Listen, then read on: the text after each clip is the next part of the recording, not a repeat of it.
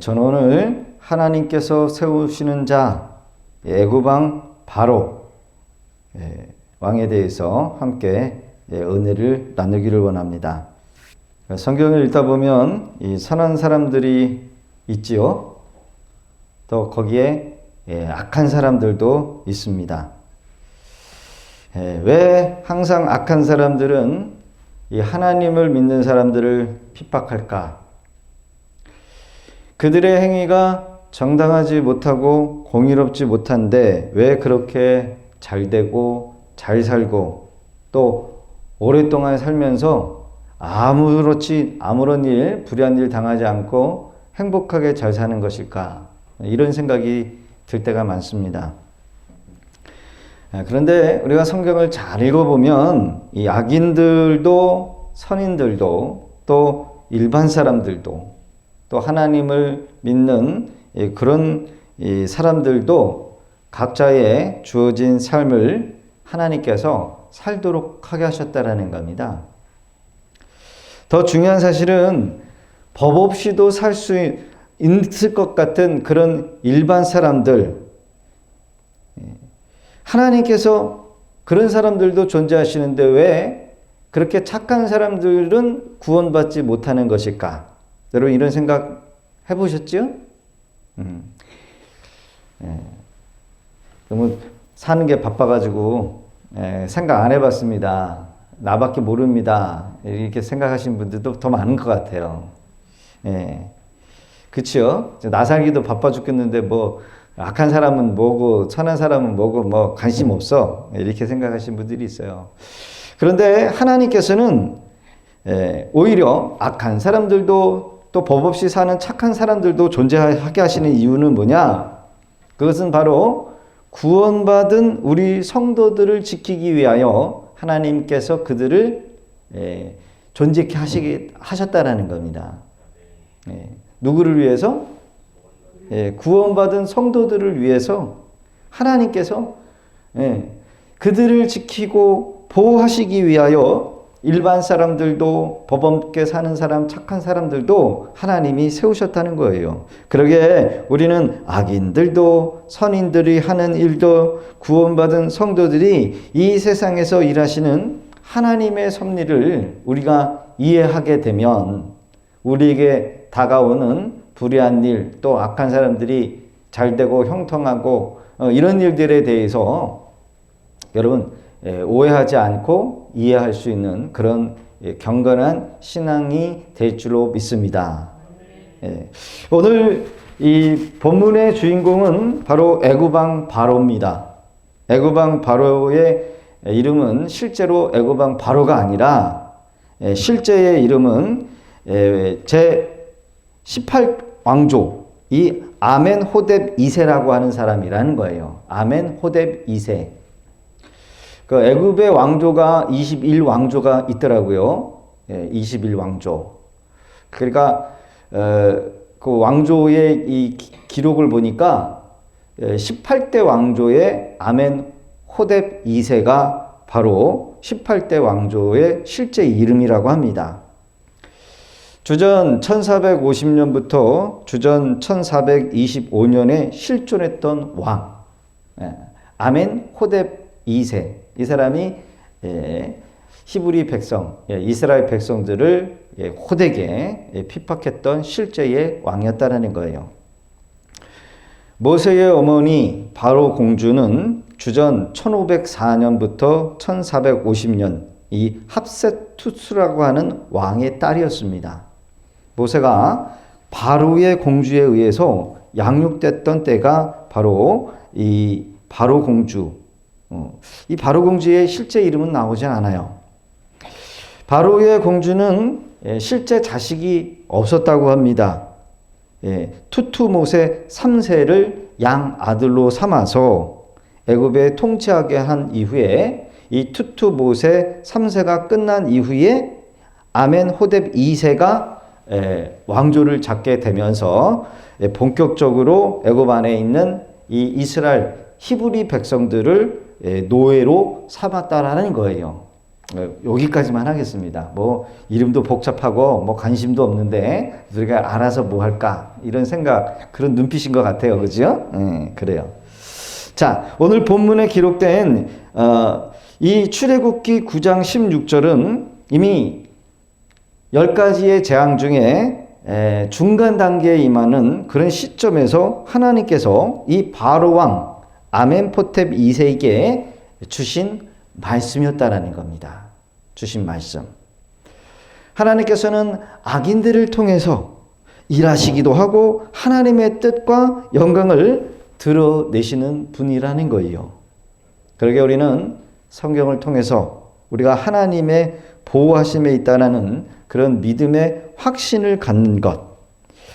세상이 아무리 악한 사람들이 판을 치고 권력을 잡고 교회를 핍박한다 할지라도 여러분, 하나님보다 위대한 통치는 있을 수 없다라는 것을 우리는 이 모세 그리고 애굽왕 이 왕을 통해서 볼 수 있어야 한다는 겁니다. 그러기에 구원받은 성도들은 성경을 통해서 하나님의 일하심을 봐야 됩니다. 철저한 하나님의 주권과 섭리를 찬양하는 자리에 여러분 끝까지 설 수 있는 복된 저와 여러분 되시기를 주의 이름으로 부탁드립니다. 그러기에 오늘 주시는 본문 3가지를 우리가 살펴보겠는데요. 첫째는 악인들도 악한 날에 쓰임받도록 지음받았다는 사실입니다.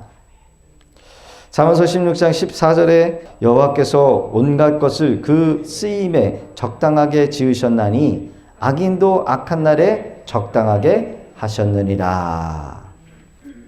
그래서 우리가 성경 열왕기 상하, 역대 상하의 기록을 보면 북이스라엘과 남유다의 기록의 왕조들이 이렇게 낱낱하게 기록되어 있는 것을 보게 됩니다. 결과가 뭐예요? 이스라엘 백성들이 하나님을 버렸을 때 하나님께서는 주변에 작은 그런 족속들, 그런 민족들을 들어 세워가지고 이스라엘 백성들을 책망하는 채찍의 역할, 몽둥이로 그들을 쓰셨다라는 거예요. 그것이 뭐예요? 아수르 제국이죠. 북이스라엘을 하나님이 아수르라고 하는 몽둥이를 들어 사용해가지고 처음에는 징계를 하고 정신을 차릴 줄 알았는데 차리지 못하니까 결국은 망해버리지요. 남유다도 마찬가지입니다. 바벨론 제국에 의해서 남유다가 망했어요. 그래서 우리가 주일날 요즘에 다니엘서를 우리가 설교를 듣고 있는데 다니엘 왕이 누굽니까? 바벨론의 느부갓네살. 여러분 어려우면 이렇게 외우면 돼요. 4살에 왕이 됐다. 여러분 4살 때 왕이 됐다. 여러분 가능하죠? 옛날에는 그랬대요. 실제 그렇다는 것이 아니라 간 4살 왕 바벨론에 결국은 이 바벨론의 느부갓네살 역시 하나님께서 세우신 도구였다라는 겁니다. 도구, 영광의 도구, 이스라엘은 채찍의 도구, 몽둥이. 오늘 본문의 주인공 애굽왕 바로 이 아멘호텝 2세 역시 하나님의 영광을 드러내기 위한 도구였다라는 거예요. 그 영화나 드라마를 보면 주인공이 있고 조연들이 있습니다. 그렇죠? 그리고 악당이 있어요. 악당. 여러분 다 좋은 사람들만 있으면 스토리가 재미가 없으니까 갈등을 일으키는 조연들, 악당들을 집어넣어요. 그렇죠? 그리고 주인공과 극심한 갈등을 일으키는 이 악당들의 갈등을 인해서 스토리가 전개가 되면서 막 극적인 분위기로 만들어 갑니다. 그렇죠? 그러면요, 악당들의 악이 더 극치로 갈 때 여러분 주인공의 착함이 어떻게 돼요? 드러나는 거죠. 결국 여러분 성경에서도 이 하나님의 일하심을 여러분 이 악당들, 악인들의 행위를 통해서 하나님의 공의와 의가 드러나는 것을 보게 됩니다. 오늘 본문의 기록은 우박 재앙의 6번째 재앙. 이게 6번째 재앙의 이 우박 그리고 파리 재앙은 이스라엘 백성들이 살고 있는 고센 지역에는 전혀 해를 받지 않도록 하나님께서 특별한 징조와 은혜를 베푸셨다라는 겁니다. 여러분 우리가 알듯이 첫 번째 재앙이 뭐였어요? 나일강이 피로 변했어요. 피로. 시뻘건 피로 변하고 두 번째로는 개구리 재앙. 개구리가 갑자기 막 많아지면서 얘네들이 강을 범람해가지고 육지로 올라와가지고 침상체 올라오는 그런 재앙이었어요. 세 번째 재앙이 땅에 이가 변해가지고 땅에 이를 치니까, 이게 티끌을 치니까 이가 막 땅바닥에서 올라와가지고 사람들을 괴롭히는 그런 재앙. 그리고 네 번째 재앙, 파리 재앙. 파리 재앙이죠, 파리. 파리가 막 이제 일어나는 겁니다. 자, 근데 여러분요, 바로에게 이 여호와 하나님을 예배하기 위해서 모세가 이제 보내달라고 요청했을 때 이 바로 왕은 처음에는 이 개구리 재앙을 맞으면서 그 정신을 차리는 듯 하다가 마음을 강팍하게 먹고 다시 이스라엘 백성들을 학대하는 모습을 보게 됩니다. 바로가 모세와 아론을 불러 이르되 여호와께서 구하여 나와 내 백성에게서 개구리를 떠나가게 하나 내가 이 백성을 뭐 한다고요? 보내리니. 분명히 말했어요. 보내리니 그들이 여호와께 제사를 드릴 것이니라. 이 모세는 이 개구리 이적을 통해서 하나님의 일하심, 하나님의 권능을 기적을 통해서 보여주게 됩니다. 그러나 그가 내일이라 모세가 이르되 왕의 말씀대로 하여 왕에게 우리 하나님 여호와 같은 이가 없는 줄을 알게 하리니. 이 사건을 통해서, 이 기적을 통해서, 이 이적을 통해서 여러분 이스라엘의 이 애굽 땅에 온 세상에 다스리는 신이 진짜 신이 누구예요? 여호와 하나님이라는 것을 나타내고 계시다라는 겁니다. 여러분 그럼에도 불구하고 이 바로 왕은 쉽게 이스라엘 백성들을 보내지 않은 것을 보게 됩니다. 같이 한번 읽어보겠습니다. 시작. 그러나 바로가 숨을 쉴 수 있게 됨을 보았을 때에 그의 마음을 완강하게 하여 그의 말을 듣지 아니하였으니 여호와께서 말씀하신 것 같더라. 여러분 이것이 어떻게 보면 이적을 경험하고 재앙을 맞고도 정신을 차리지 못하는 인간의 강팍함이라는 거예요. 그렇죠? 분명히 보내준다고 그랬고 재앙을 얻어맞았음에도 불구하고 정신을 차릴 것 같으면서도 말을 했지만은 여러분 히브리 백성 그 노예 그 아까운 노예를 내보내 마음이 또 바뀌는 거예요. 여러분 여기서의 단어를 보면 바로가 숨을 쉴 수 있게 됨을 보았을 때에 이게 개구리가 막 이제 무덤을 싸가지고 악취가 났거든요. 막 냄새가 나가지고 막 못 살으니까 이제 빨리 가라, 내보내라, 그렇게 내보낼 거다 이렇게 얘기를 했지만 이제 개구리 재앙이 끝나고 나서 조금 숨이 쉴 것 같으니까 조금 나아지니까 뭐예요? 마음을 강팍하게 먹은 겁니다. 개역 성경에 보면 강팍하게 하나님께서 그의 마음을 강팍한 상태로 놔두신 겁니다. 하나님께서 그 마음을 강팍하게 만든 것이 아니라 바로 왕 자체가 인간의 본연이 강팍한 거예요. 그러면요 사람은 믿을 수 없는 존재입니다. 그렇죠? 우리도 조금 나아지면은 어떻게 돼요? 은혜의 자리에서 멀어져요. 우리의 모습을 생각해 보면 좋을 것 같아. 조금 나아지고 좀 살기 편해지고 조금 부유해지게 되면 여러분 교만이 찾아온다니까요. 내가 했다라고 생각하고 내 의를 드러내고 내 힘으로 된 줄 알아. 그러면요 점점점 은혜의 자리에서 멀어지는 거예요. 바로 왕은 이렇게 약속을 어긴 것이 몇 차례? 10번 이상이었다는 겁니다. 나치 독일화에 고통을 당했던 이 코리덴분 여사는 감옥에서 생존한 유일한 사람입니다. 나중에 한번 우리 책을 읽어보신 분도 계시지만 책을 읽어보지 아니하신 분들은 이 코리 덴붐 여사가 기록한 책이 한국에도 번역이 되어 있는데 이분이 이런 유명한 말을 남기셨어요. 만일 우리가 이 세상을 보면 절망할 것이다. 만일 우리가 우리 내면을 보면 낙담할 것이다.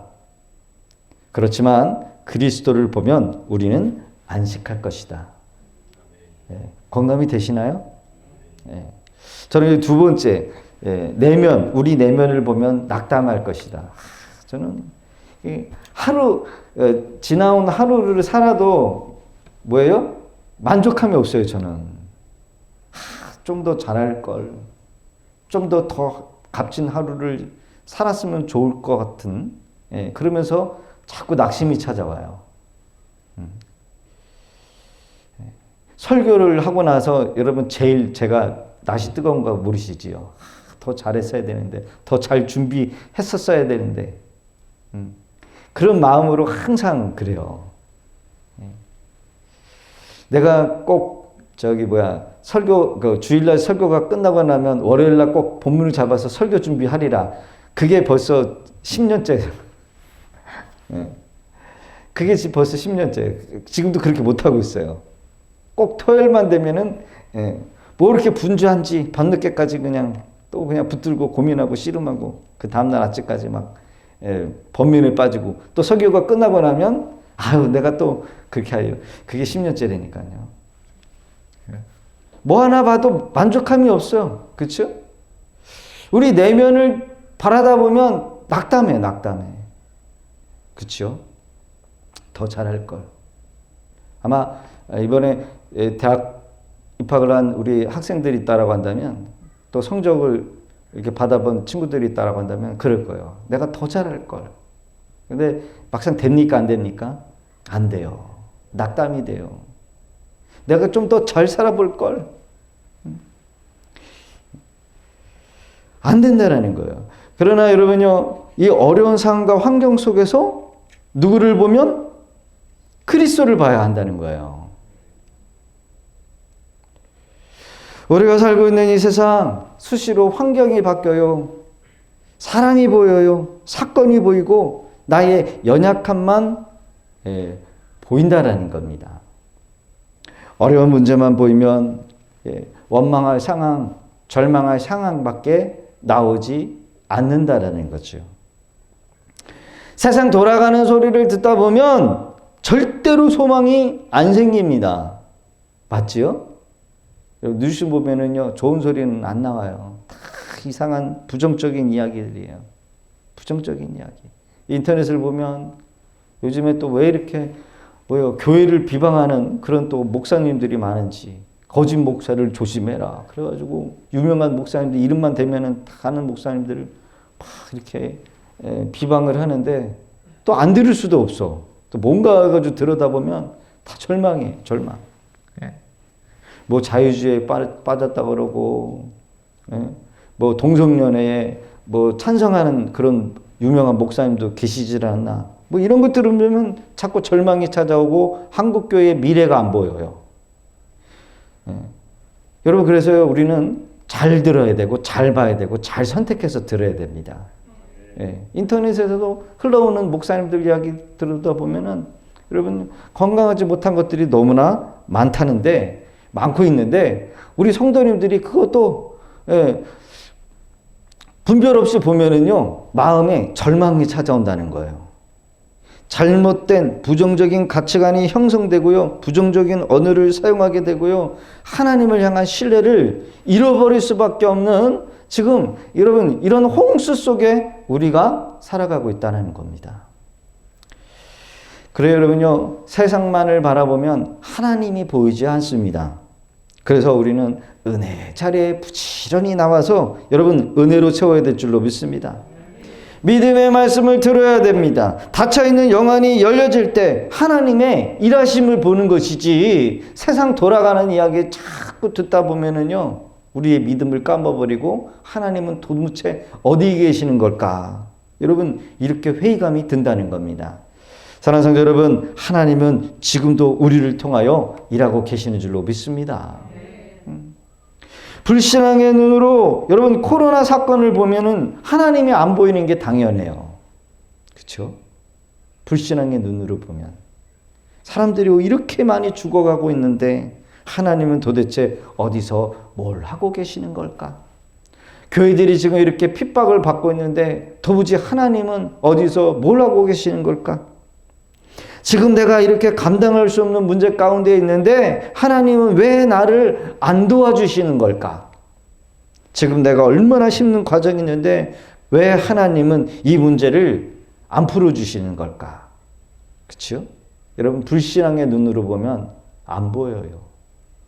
여러분 하나님은 일 안 하시는 것처럼 느껴질 때가 많다라는 겁니다. 여러분 악한 사람이 우리를 괴롭히고 나를 힘들게 할 때 하나님이 안 계신 것처럼 느껴질 때가 있을 수 있어요. 그러나 하나님께서는 악한 자를 통해서 그리고도 일하고 계시다라고 하는 것을 말씀을 통해서 봅니다.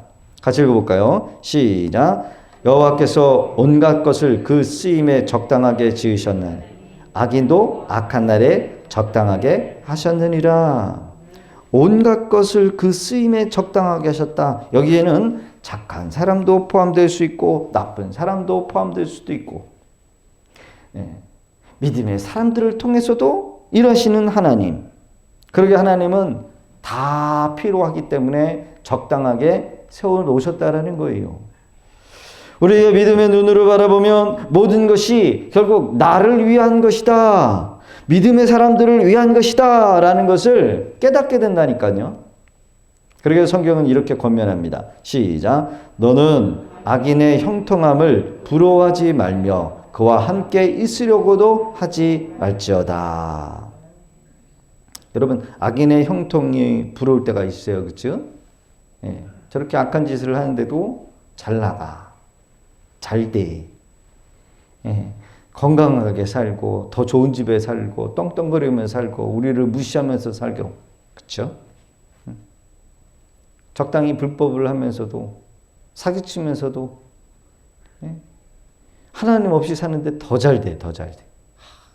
땅을 샀는데 왜 내가 땅 사는 공동묘지 땅이고 우리 산 땅은 사돈이 산 땅은 왜 그렇게 좋은 땅 투기하는 그런 땅에 샀는지 아파트가 들어온대. 그래가지고 100억대 부자가 됐네. 여러분 그 사람은 예수 안 믿어요. 예수 믿는 우리를 뭐예요? 조롱해요. 너무 잘 돼. 그런 것 때문에 배 아파. 도대체 하나님은 뭘 하고 계시냐. 이런 생각이 들고. 그래서 부러울 때가 있었어요. 부러울 때가. 여러분 진짜 그런 가까운 사람이 그러면요 부럽다니까요. 예수도 안 믿는데. 37편 시작. 악을 행하는 자들 때문에 불평하지 말며 불의를 행하는 자들을 시기하지 말지어다. 그들은 풀과 같이 속히 배임을 당할 것이며 푸른 채소같이 세잔할 것이미로다. 아멘. 여러분 그들의 끝이 어떻게 된다고요? 에? 풀과 같이 배임당한다는 거예요. 악을 행하는 자들은 반드시 풀과 같이 속히 배임당한다는 거죠. 푸른 채소와 같이 세잔할 것이다. 그 채소 같은 거를 딱 잘라가지고 물 안 뿌리고 그냥 이렇게 놓으면은 그냥 시들어져 버려요. 그렇죠? 그렇게 된다는 거예요. 왜 그래요? 그들의 풀과 같이 속히 행할 것이기 때문에. 부러워하지 말라는 거죠. 지금 그들이 잘되고 불법으로 잘되고 하나님 없이 사는 것이 지금은 잠깐 잘되는 것 같지만 망한다. 설사 악인들이 하나님을 모르는 그 사람들이 잘되고 죽는 날까지 형통한 것처럼 잘되다 죽지만 그 죽음 너머에 하나님의 무시무시한 심판의 날들이 그들을 기다리고 있다는 것이 성경의 답이요. 시편 37편 38절 시작. 범죄자들은 함께 멸망하리니 악인의 미래는 끊어질 것이나 의인의 구원은 여호와로부터 오니 그는 환난 때에 그들의 요새시로다. 여호와께서 그들을 도와 건지시되 악인들에게서 건져 구원하심을 그들에게 의지한 까닭이로다. 아멘. 할렐루야. 그러게 여러분요 우리가 정직하게 살려고 하고 하나님의 뜻대로 살려고 하다가도 가난하게 되고 정직하고 성실한다 할지라도 여러분 하나님께서 주신 것 외에 여러분 불법하지 않고 사는 것이 최고의 복이 되는 거예요. 불법. 여러분 하나님의 은혜 안에 있는 사람은요. 주어진 것에 만족하며 살아요. 괜히 쓸데없이 엉뚱한 거 기웃거렸다가 망하는 거야. 욕심 부렸다가. 그래서 우리는 기도하면서 가는 거야. 기도하면서. 하나님 앞에 기도하면서 하나님 이거 해도 되는 겁니까? 하지 말아야 됩니까? 기도하면서 가는 거예요. 근데 기도하지 않는 사람은 자기를 의지하기 때문에 반드시 낭패를 당할 수 있어요. 오직 하나님만을 의지하며 주의 은혜로 여러분 만족하며 살아가는 자에게 하나님께서 은혜를 주신 줄로 믿습니다. 두 번째, 우리가 구원받은 것에 대해서 감사해야 한다는 거예요. 애굽왕 바로를 통해서 얻게 될 교훈은 바로 악인의 권세로부터 구원받은 것에 대한 감사. 여러분 출애굽 사건이 우리에게 주는 말씀이 무엇입니까? 바로 우리가 죄의 종노릇하면서 살았지만 예수 그리스도를 믿는 순간 더 이상 죄의 종노릇하지 않으면서 사는 자유인이 됐다라는 겁니다. 여러분 죄의 종노릇하는 게 뭘까요? 내가 원하지 않는 것을 해야 하는 것이 죄의 종노릇이래요. 원하지 않는 것을 할 수밖에 없는 것. 내가 죄 짓고 싶지 않는데 죄의 종이 돼버리면 제가 시키는 대로 살아야 한다는 거예요. 그러면 죄 짓고 나면 두려움이 생기는 거죠. 불안과 걱정과 염려와 불안. 이게 죄의 종노릇한 거예요. 이것은 더 나아가 내가 원하는 삶을 살지 못하는 겁니다. 그러니까 행복이 없는 거죠. 여러분 일을 하더라도요. 내가 원하는 것을 하면서 일하는 것이 행복이요. 그렇죠? 근데 내가 원하지도 않는 것을 안 한 곳에 장소에 가가지고 사람들 밑에서 시키는 것을 하는 것은 그것은 정말 죽지 못하는 거죠. 불행한 거예요. 일하면서도. 혹시 우리가 가정에서 내 삶에 원하지 않는 삶이 진행되고 있다라고 한다면 그것은 어떻게 보면 우리가 하나님을 떠난 죄로 인한 것일 수도 있다라는 겁니다. 그래서 여러분 죄를 끊어내는 은혜가 있기를 주 이름으로 축복합니다.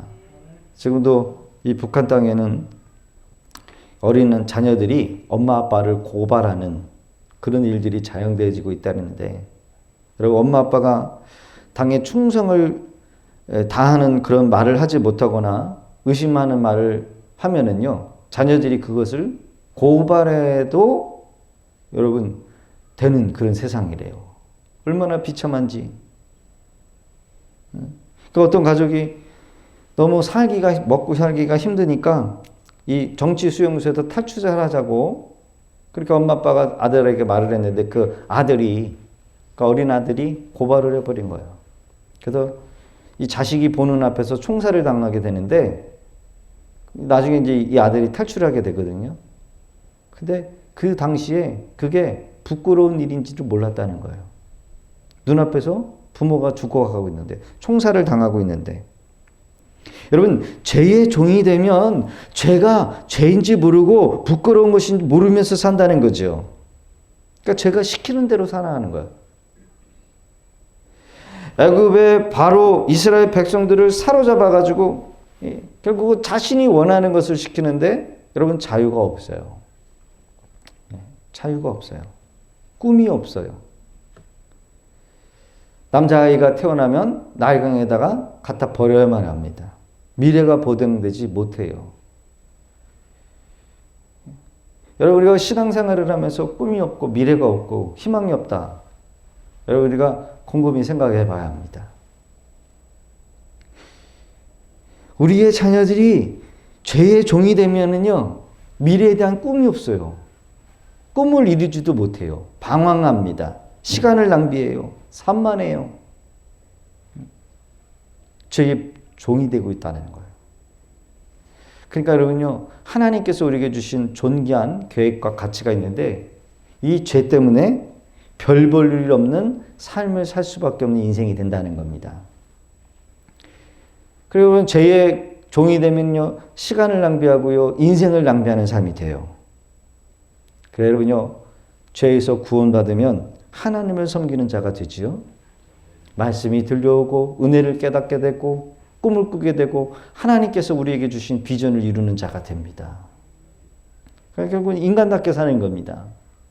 이게 죄에서 벗어난 자유된 자유자에게 주어지는 여러분 인생이라는 겁니다. 그러게 여러분요, 죄에 붙들린 자는 자기밖에 몰라요. 남을 위해 살아야 될 그 이유조차도 모릅니다. 그래서 자기밖에 몰라요. 자기가 주인이야. 그러나 자유인의 삶은 여러분 그렇지 않다는 거죠. 하나님을 위해서 사는 삶이 됩니다. 그래서 여러분요, 구원받은 사람은요, 감사하며 사는 거죠. 여러분들 마음 안에 감사함이 있기를 주의 이름으로 축원합니다. 죄에서 용서함을 받았다라고 한 이 한 가지 사실만으로도요, 우리는 얼마든지 감사하면서 살아갈 수 있어요. 몸이 이상이 생겼는데 병원에 갔는데 죽을 병인 줄 알았는데 별거 아니라고 의사가 여러분 말해주면은요, 여러분 살았다 죽어나는겨. 그래서 제 친구가 지금도 있는데 예전에 소화가 안 돼가지고 병원을 갔더니 이 의사가 너무 늦게 나왔다고, 그냥 죽을 준비는 하라고. 그래가지고 이 친구가 너무 절망이 돼가지고 한 1년 반을 방황하더라고요. 저희 아버지 돌아가셨을 때 이 친구가 왔거든요. 죽었습니까? 안 죽었습니까? 또 다른 병원에 가보니까 이게 위궤양이었어요. 아주 그냥 악성 위궤양이었다는 거예요. 그러니까 여러분, 이 친구는 죽을 준비를 했다가 방황했는데 1년 반이 됐는데 안 죽어. 그 병원 가보니까 이게 위궤양이었다는 거예요. 여러분 이 친구 안에는 천국과 지옥을 왔다 갔다 하는 거죠. 그런 마음이 어떻겠습니까? 여러분, 구원받는 사람은 감사하면서 한다는 거예요.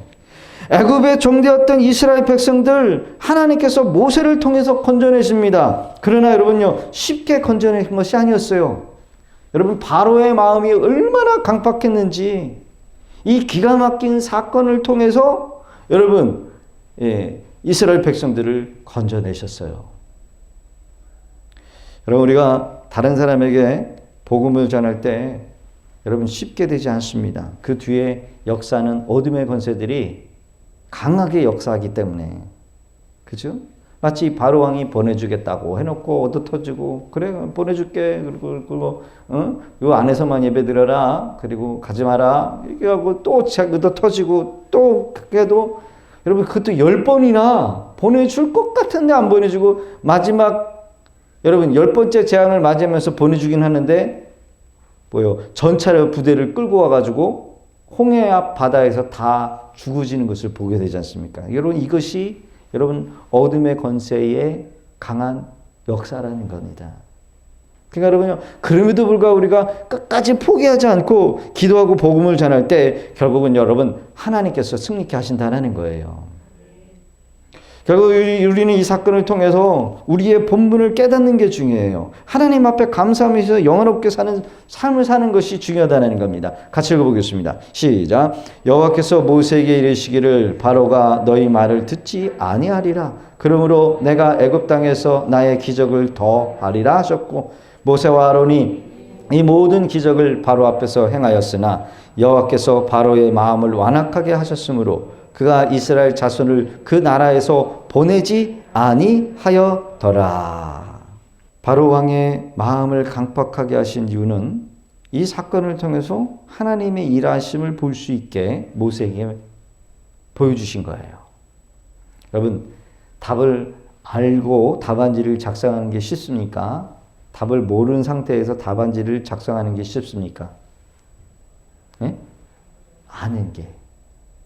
하나님의 일하시면은 이미 성경을 통해서 우리에게 답을 다 주셨어요.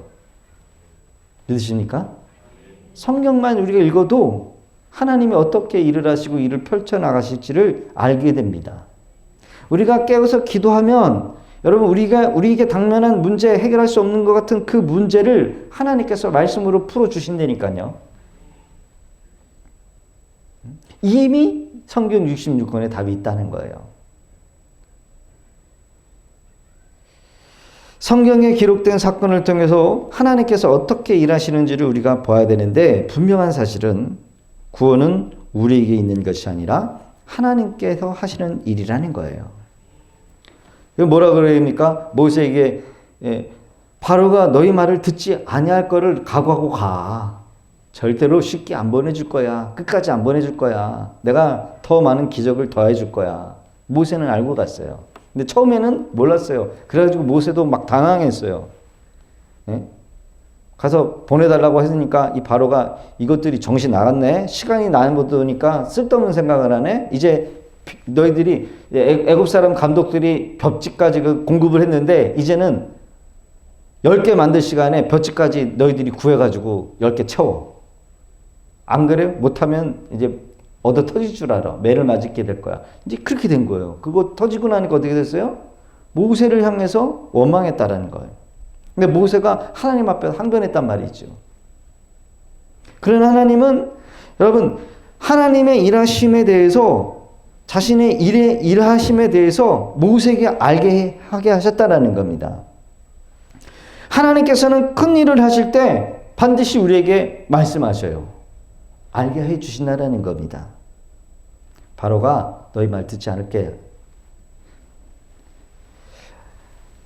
절대로 너희 말을 듣지 않고 쉽게 보내주지 않을 거야. 여러분, 하나님이 하시는 일들을 여러분, 하나님은 반드시 이루십니다. 그러게 지금 나의 상황과 환경이 아무리 우리 눈에 어렵고 힘들어 보일지라도 여러분, 하나님의 일하심은 불가능한 것을 가능하게 하시고 어떤 방법으로라도 여러분 일을 이루시는 전능하신 하나님을 우리가 믿어야 될 줄로 믿습니다. 믿어야 돼요.